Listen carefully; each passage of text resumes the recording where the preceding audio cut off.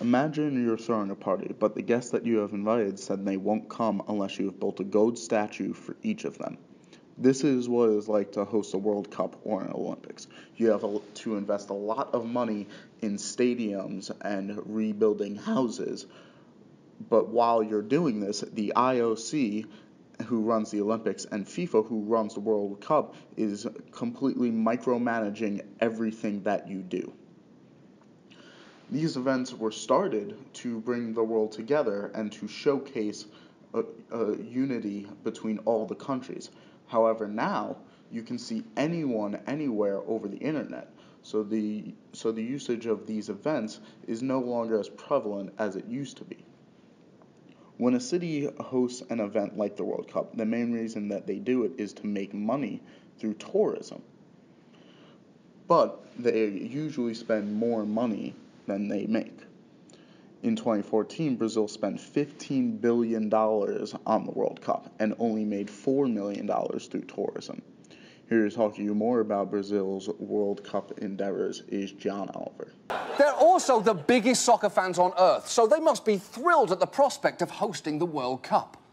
There's been months of unrest in some of the city's favelas or slums, with clashes between police and residents. Here, people demonstrated against Brazil holding the World Cup. That makes no sense. Why would you be unhappy hosting the thing that you love the most in all the world?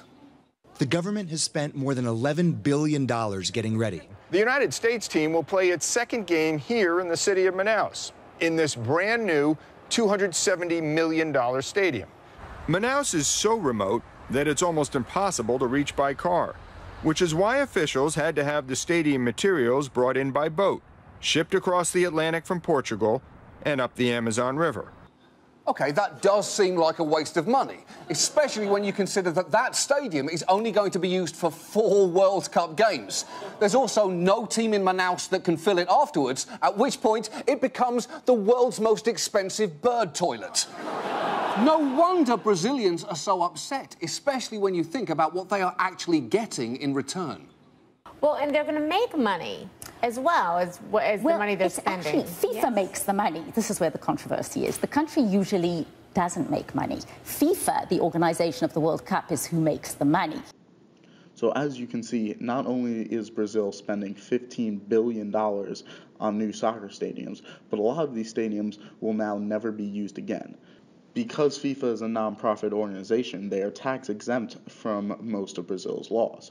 If FIFA was a for-profit organization, which they basically are because their executives bring home millions of dollars in their salaries, they would have had to pay at least $250 million in taxes to the Brazilian government. And even if they did that, it still would not have been enough money for Brazil to make money on the World Cup. Like I said earlier, when a country is given the World Cup or the Olympics, FIFA and the IOC completely take over the process. In 2003, Brazil passed a law banning the sale of alcohol at soccer games because of the high death rate in stadiums. However, Budweiser is one of FIFA's main sponsors, so FIFA made Brazil pass a new law allowing the sale of alcohol in stadiums so Budweiser could make money. This is a ridiculous law that FIFA has put in despite Brazil's public safety. When South Africa hosted the World Cup in 2010, FIFA instituted the FIFA World Cup courts. These courts gave out ridiculous unfair sentences and did it extremely quickly. A 22-year-old man was arrested for stealing a cell phone on a Friday and was then sentenced to 5 years in prison the next day.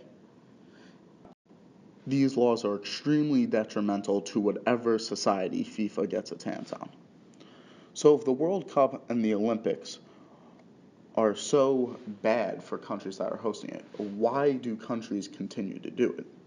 Countries do it because of nation pride.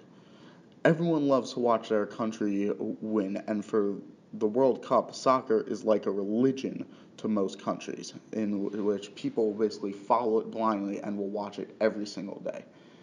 And I have no problem with nation pride or enjoying a sport, but if we're going to continue hosting these events, we need to make changes to how we do it.